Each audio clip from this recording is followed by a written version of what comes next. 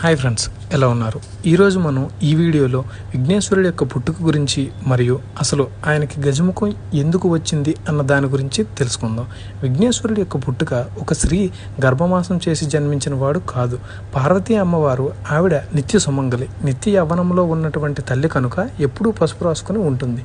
ఎప్పుడూ పసుపు రాసుకున్నటువంటి తల్లి ఒకానొక రోజున తన ఒంటి మీద ఉన్నటువంటి పసుపును నలిచి ముద్ద చేసి దానికి ప్రాణప్రతిష్ఠ చేసింది.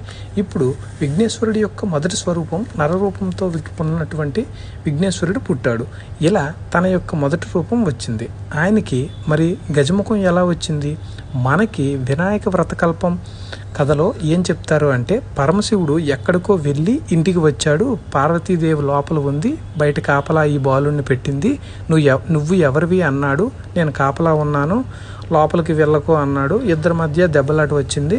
శివుడు కోపంతో త్రిశూలం తీసి తలకాయ తీసి